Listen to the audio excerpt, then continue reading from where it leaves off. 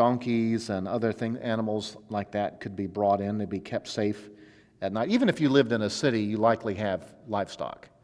It's not like here where almost no one in a city has livestock except dogs and cats. In ancient days, even within the city, you likely had donkeys and maybe even cows, and not a herd per se, but you'd have some beasts. So they've come, they're looking for a place to stay, and the only place they can stay is in the animal quarters in someone's house. That is the inside place where they are. And failure to understand that has resulted in a lot of eisegesis over the millennia. Eisegesis is reading into things that aren't there. So there have been all sorts of extra-biblical legends, artwork, classical artwork about some. They've even given the name to the alleged innkeeper. And, there's this austere picture. Here's Mary is great with child, and Joseph is hovering over her, and there's this stern innkeeper, no, go, with this scowl on his face. And it's beautiful art, but it's not right. He's not a merchant who is unhappy and an agent of the devil to prevent the Son of God from being born. There's no innkeeper mentioned in the story. It's crowded. I mean, everyone's in flux, and so it is ironic that the Lord of Glory would be born in this. And by the way, what is a manger? We use that word every Christmas, but what is that exactly? It's a feeding trough, yeah. Often made out of stone, millstone that would be hollowed out. But so let's lay off the innkeeper. That probably was not something that Luke had in mind for us to think about. All right, another kind of thing to consider, historical matter, are things that archaeology can reveal to us. Sometimes there are different things that archaeology reveals. There are physical things that archaeology has revealed to us that maybe were not written about, but we've uncovered it like, oh, that's how that works. And there is two passages that work hand in glove with each other. The first of them is Isaiah 22. Isaiah chapter 22. And the context of this prophecy is that Jerusalem in Hezekiah's day was being threatened by the Assyrian Empire. The Assyrians are going to march south and try to take over Jerusalem. Hezekiah has wind of this, and so he commissions an amazing water system to be excavated. Apparently, there was water flowing in odd places, and they detected there must be some kind of an underwater stream here. And so they began chiseling, and I forget how many hundreds of feet it is. It's an extraordinary spot where miners began at one part in the city up above ground, and then there's others on the other side, and after some weeks of digging, their axe heads actually hit each other. And what it does is it allows a water supply to come from outside the city walls into the city walls. So it prevents them from being starved out, or at least dehydrated out, in a siege. You can go through it. You can hike through Hezekiah's tunnel. It's still flowing with water. You got to make sure to go before it gushes. Every day the Gihon Spring pushes out, I don't know, it's 380,000 gallons of water. So you got to go when it's not gushing. And usually the water will get up to about your waist. And they were really proud of this.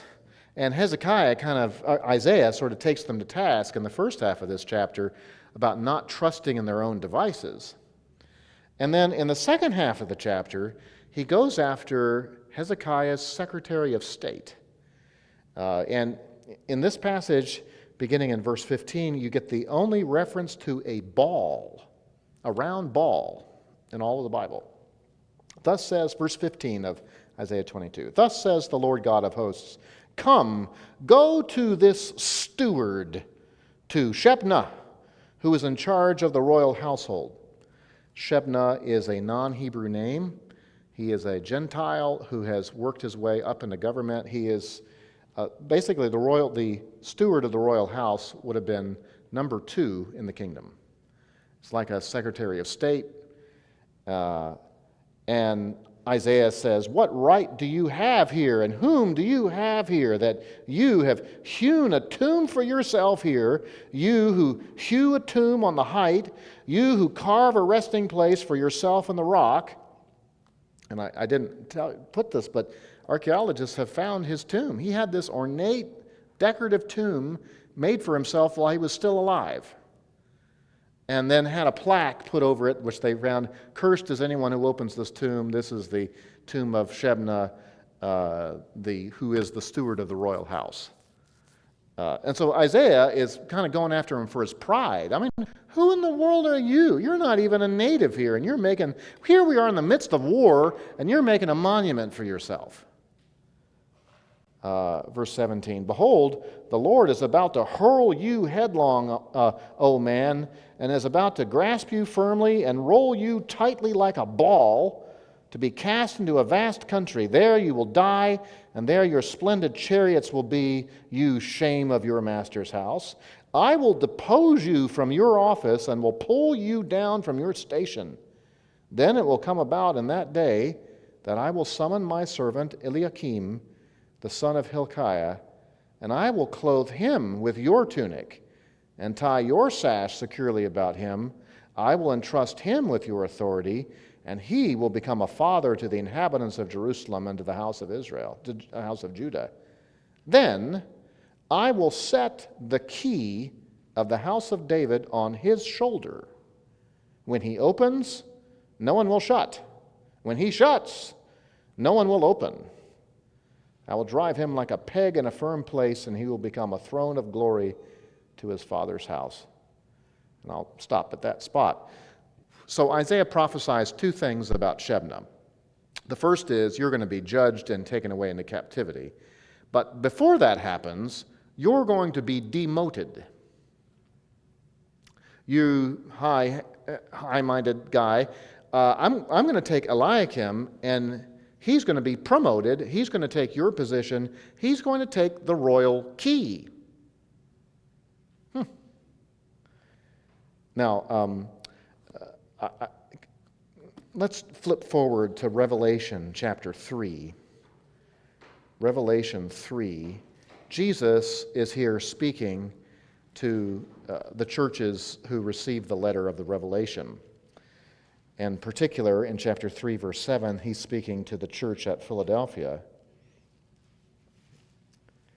"And to the angel of the church in Philadelphia write, He who is holy, who is true, who has the key of David, who opens and no one will shut, and who shuts and no one opens, says this, I know your deeds. Behold, I have put before you an open door, which no one can shut, because you have a little power and have kept my word and have not denied my name." So notice there, isn't that interesting that Jesus quotes from Isaiah 22? He takes the imagery of that short-term prophecy, a prophecy short range, Shebna, you're going to get demoted, and number 3, Eliakim is going to become number 2, and he will get the key that you're wearing. So now I take you back to your notes. In this prophecy against Hezekiah's second in command, Shebna, these words pronounce a blessing on his replacement, Eliakim. Part of the blessing is that he would have a key placed on his shoulder. Keys in ancient days were not small objects that fit in pockets, which most clothes, and remember we already said that most garments didn't have pockets anyway. Now, I don't put my keys in my pocket because I have too many, but I've got a little clip, and the biggest key I've got is a decorative skeleton key. And it actually works on a lock I don't need, but it also helps me find my way around my keychain. But that's as big as I've got. That's not what ancient keys were like at all. Ancient keys were actually large tools. They're more like this length. And of course, you can't put that in a pocket. If you had a pocket, you couldn't put it in a pocket. If you have a fold in your garment, you don't want to put that in there. So what do you do if you have a large key like that? Well, you put a sash on your garment and you hang it, usually from the shoulder. The key will be on his shoulder, Shebna, not on yours anymore. So this key to the house of David is a functional tool that would be used to open up royal chambers, to open up the royal treasury, to open up the armory. And it also doubled. Not only is it a functional tool, it would have been ornate, so it would have been a kind of insignia. You know, the man who wears the king's key is very powerful. He's not to be messed with.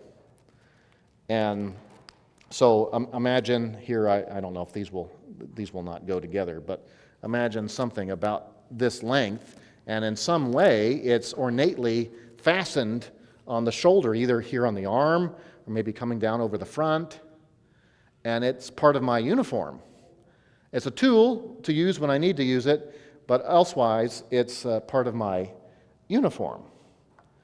Archaeologists have discovered keys, and the tumbler system was invented around this time in Isaiah's ministry.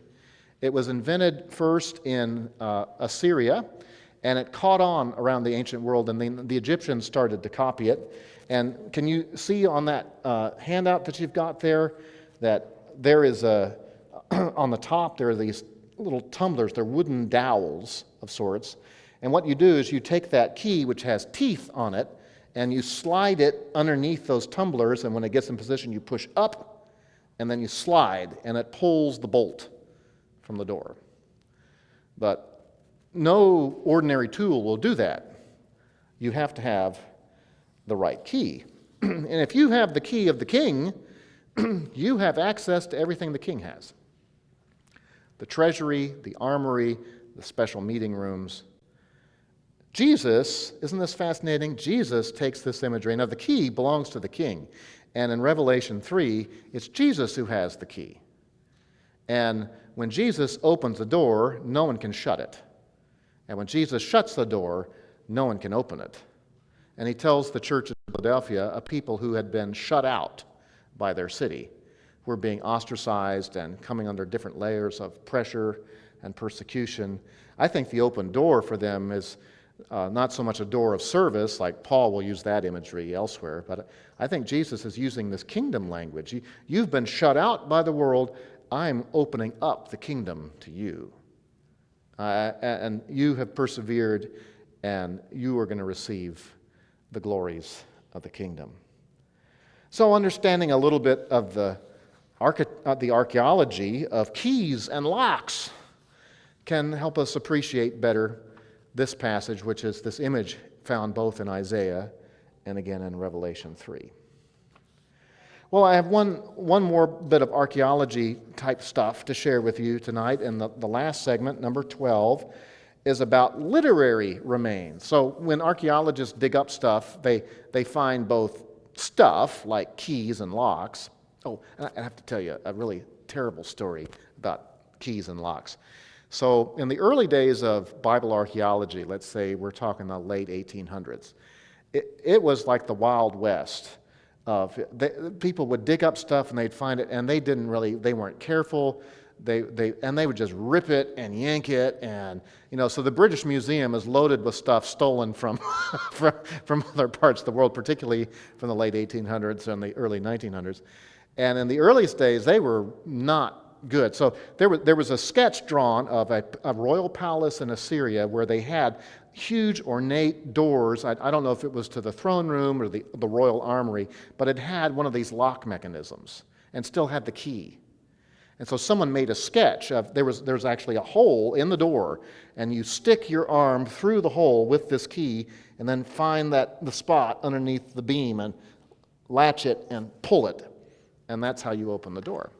So they take this whole door and lock and they load it on a barge, and they're sailing down, I think it's the Tigris River, and it's sunk. And all of it was lost. The only thing they had was the drawings they made before. So that's what happens when you hire Indiana Jones wannabes to do. There were other stories of stuff. They're sailing down the Tigris and pirates attack them and steal the stuff. So, it wasn't only their incompetence, there was also, they stole it, and then can you believe it? Thieves stole it from them, so. All right, so there's stuff like that archaeologists find, but there's also then documents that archaeologists will find. And reading that kind of historical background can shed some light on things. So number 12 talks about how the Mosaic covenant has parallels with treaties made by the Hittites. The Hittites. Now, where is Moses educated at? Not a trick question. He is educated profoundly within Egypt. He grows up in Pharaoh's household. He would have had access to the top levels of education. He thoroughly understands Egyptian government, Egyptian diplomacy. It's really striking that when Israel becomes a nation and they're given their own law, that their law code is distinctly not Egyptian. If you had to say it was like something else, the closest thing it's like is what the Hittites had and the kind of treaties that they made. So at about the same time, letter A, that Israel was coming out of Egypt, there was another world power. This is up in what we would call Turkey today and parts of Iraq today that was governing a large part of the ancient Near East. That was the kingdom of the Hittites.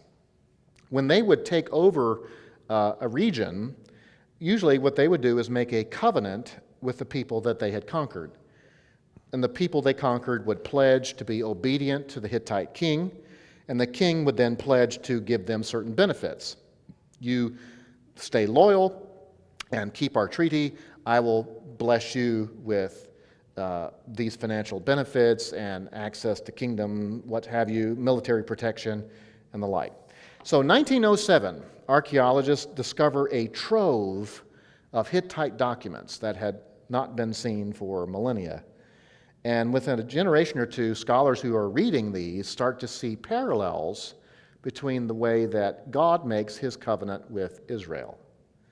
And so the evidence suggests, letter D, that God revealed his government for Israel as something that was categorically different from what Moses would have been familiar with in Egypt, as well as all the Israelites. They would have known Egyptian government. In fact, it mirrored a system of one of Egypt's great enemies, the Hittites. So, and I won't have you look through all of these passages with me, but one commentator, Gordon Wenham, talks about how Deuteronomy, which at the end of Moses' life, Moses restates the covenant agreement that Israel had entered into with that. So there's a preamble. The first 4 verses of Deuteronomy are sort of setting the scene. This is who we are and where we came from. And then Moses recounts for several chapters the history of how they got into Egypt, and the Lord brought them out of Egypt and brought them into to the edge of this new land. And then there's the laws. Chapters 4 to 26 is mostly restating the laws that have been given in Exodus and Numbers and Leviticus. And then there's a statement about this being a special document that has to be ratified and affirmed.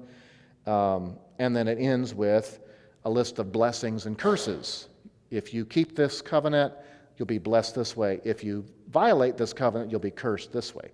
Now, over on the left side of that chart, that is almost exactly the way that Hittites made treaties with the people they conquered. There'd be a preamble, this is who we are and who you are, and this is how we came together, and it might not be really nice history. We invaded your land and beat you, but nonetheless, there's a story about how they got to the point of coming to this agreement, and there'd be rules. If do this, don't do that, and then some statement about this being an official document. Now, the Hittites, they would then have a list of all the gods who they claimed were witnesses to this treaty. And of course, you're not going to get that in Deuteronomy because "Hear, O Israel, the Lord our God is one Lord." But then after that, the Hittites would give out, if you keep this treaty, we will bless you, and the gods will bless you. But if you don't, we'll come after you, and the gods will come after you. So I don't take this to mean that Moses couldn't think of anything original, or that God couldn't think of anything original, but the Lord picks a style of government that's clearly not Egyptian. It sets Israel distinctly apart. And it's not really Hittite either, though. It doesn't have all the pagan gods and all of those sorts of things. So as you read through Exodus to Deuteronomy, the Hittites are never mentioned this way. There's no credit given to them. But understanding this background gives a little more appreciation. You don't have to know this. It's not like before 1907, nobody could understand this and this was totally lost. No, it's not that sort of thing.